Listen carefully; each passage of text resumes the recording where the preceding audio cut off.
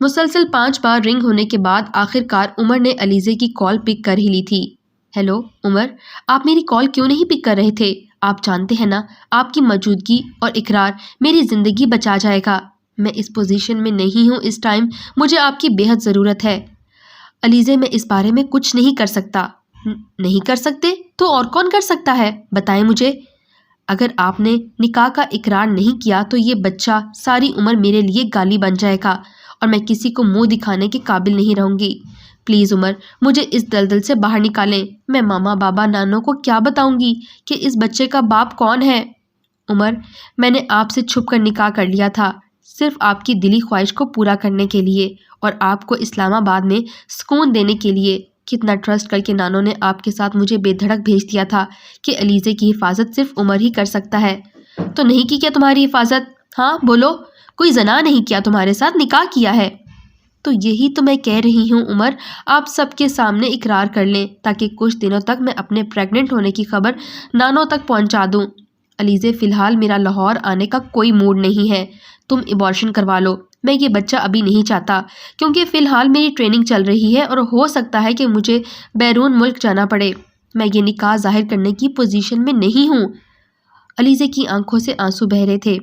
آپ ایک گھٹیا انسان ہیں عمر، مجھے ابھی اور اسی وقت طلاق چاہیے اور یہ بچہ میرے پیٹ میں ہے اور مجھے اختیار ہے کہ میں اس کا کیا کروں۔ جب آپ نکاح ہی نہیں ظاہر کرنا چاہتے تو مجھے طلاق دے کر جان چھڑائیں۔ عمر نے ایک تلخ مسکراہٹ کے ساتھ علیزے کو شٹ اپ کہا۔ ساری عمر، یہ عمر سکندر علیزے شاہ کو آزاد نہیں کرے گا، سمجھی؟ بیوی ہو میری ملکیت ہو، تم پہ ساری عمر اختیار رکھنا چاہتا ہوں، میں جب مرضی جیسے مرضی کروں۔ ٹھیک ہے عمر، مت کریں مجھے آزاد، لیکن یاد رکھیں اگر آپ نے سب کے سامنے اقرار نکاح نہیں کیا تو میں یہ معاملہ اللہ پر چھوڑ دوں گی اور وہ میرا بہترین انصاف کرنے والا ہے۔ زندگی میں اگر آپ میرے اور میرے بچے کے سامنے آ گئے تب میرے یہ الفاظ یاد رکھنا کہ آپ سے میرا اور میرے بچے کا کوئی تعلق نہیں ہوگا کیونکہ آپ نے مجھے ایک گالی بنا دیا ہوگا معاشرے کے لیے۔ علیزے، بات کو سمجھنے کی کوشش کرو میری جان، تم فی الوقت اسے ضائع کروا دو، ہم سب کے سامنے شادی کریں گے کچھ عرصے بعد اور پھر فیملی پلان کر لیں گے۔ عمر، میں نہیں چاہتی کہ آپ رات کے اندھیرے میں میرے پاس بار بار آئیں۔ آپ نکاح کا اظہار سب کے سامنے کھلم کھلا کر دیں تاکہ اس معصوم پر کوئی حرف نہ آئے۔ میں ایسا نہیں کر سکتا، سوری۔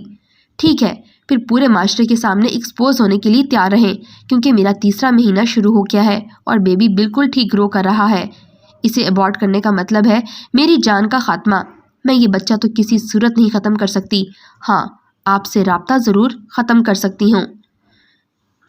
او شٹ، یہ فضول ضد علیزے اتنی جلدی پریگننٹ ہو جائے گی، میں نے نہیں سوچا تھا اسلام آباد ساتھ چلی جایا کرے گی تو فلیٹ میں تھوڑا ذہنی سکون مل جایا کرے گا، لیکن اس کی ضد مجھے خاندان والوں کی نظر میں گرا دے گی، کیا کروں؟ 1 ہفتے بعد علیزے کی طبیعت اتنی خراب ہو گئی تھی کہ وہ چکرا کر گر پڑی۔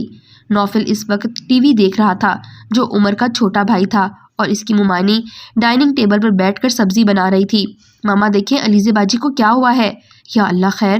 طیبہ ممانی نوفل کے ساتھ علیزے کو ہاسپٹل لے گئیں۔ اس وقت نانو اور ماموں علیزے کی امی کے گھر ان سے ملنے گئے ہوئے تھے کیونکہ علیزے کے بڑے بھائی کی شادی عمر کی چھوٹی بہن سے ہونا قرار پائی تھی اور اسی ہفتے شادی کا فنکشن تھا۔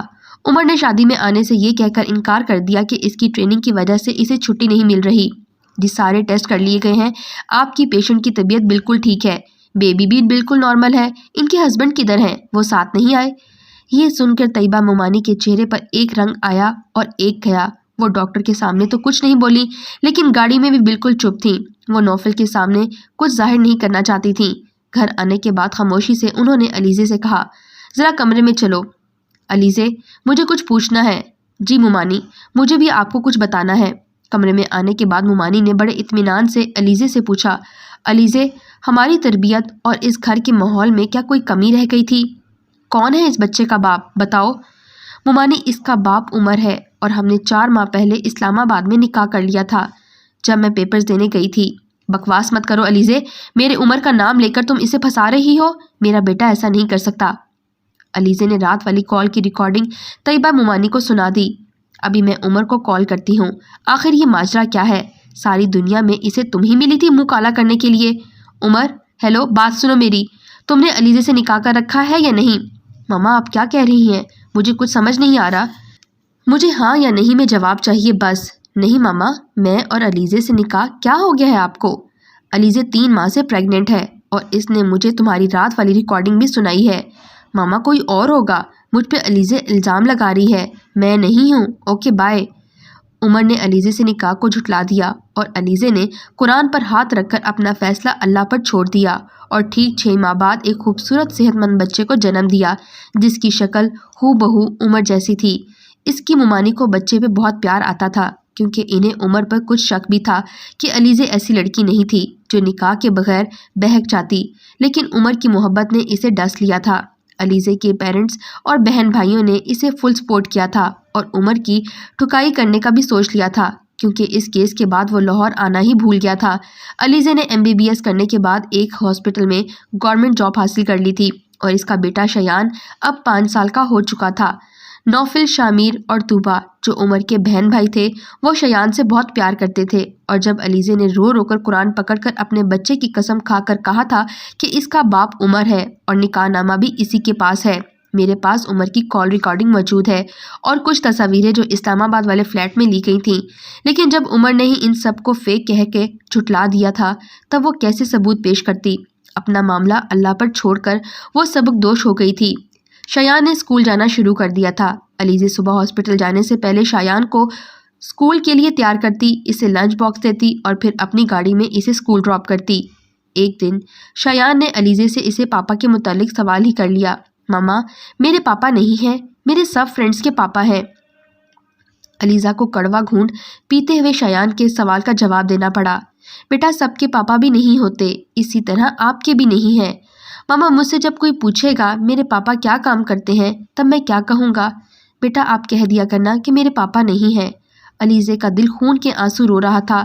کاش عمر، میں تم سے محبت نہ کرتی، کاش میں اپنا وجود تمہارے سپرد نہ کرتی، آج میرا بچہ در بدر نہ ہو رہا ہوتا۔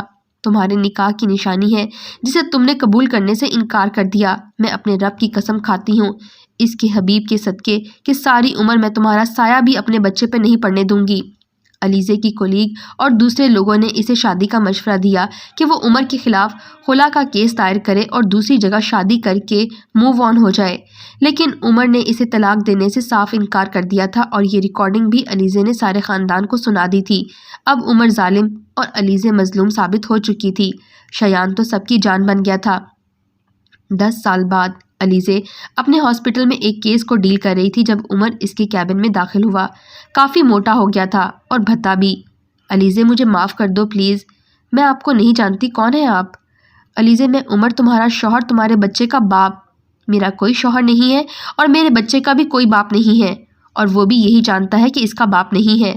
علیزے، میں نے بہت بڑی غلطی کی تمہیں نہ اپنا کر، کیونکہ میری کلاس فیلو بھی مجھ سے شادی کرنا چاہتی تھی جو کہ ایک ایلیٹ کلاس سے تعلق رکھتی تھی۔ میں نے اس سے شادی کر لی اسٹیٹس اور گلیمر کے لیے، لیکن نہ تو وہ مجھے محبت دے پائی اور نہ ہی عزت۔ اس کے بعد میں نے اسے طلاق دے کر ایک اور لڑکی سے شادی کر لی جس نے میرے پیسے کو ہتھیا کر مجھے کنگال کر دیا اور کسی اور مرد کے ساتھ چلی گئی۔ مجھے ان 10 سالوں میں یک کے بعد دیگرے دھوکے ہی ملے ہیں۔ مجھے تمہاری بات یاد آ گئی کہ تم نے اپنا فیصلہ اللہ پر چھوڑ دیا تھا اور وہ بہترین انصاف کرنے والوں میں سے ہے۔ میں تم سے اپنے بچے سے معافی مانگتا ہوں، اپنے اللہ سے گڑ گڑا کر توبہ کرتا ہوں۔ میں نے بہت غلط کیا، نکاح کو تمہارے لیے آزمائش بنا دیا، تمہیں ستایا، مجھے معاف کر دو۔ عمر، سب کے سامنے نکاح نامہ ظاہر کرو اور بتاؤ سب کو کہ یہ بچہ تمہارا ہے تاکہ وہ میرے لیے کبھی گالی نہ بنے، اور پھر سب کے سامنے مجھے طلاق دینا تاکہ میں تمہارا نام اپنی زندگی سے خارج کر سکوں۔ علیزے، مجھے معاف نہیں کر دیتی؟